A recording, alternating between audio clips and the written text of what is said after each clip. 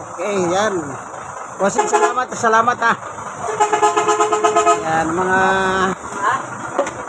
basurero po, may hirapan trabaho. Bossing, maraming salamat ha sa inyong paglilingkod ha.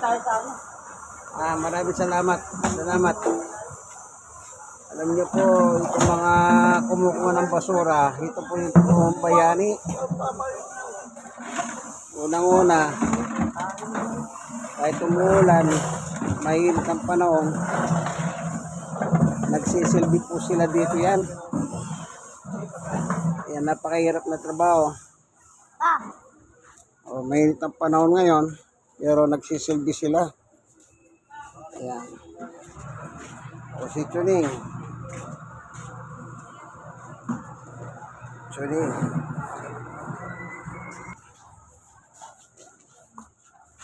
Kaya tawag ko po dyan, dapat tukol salo.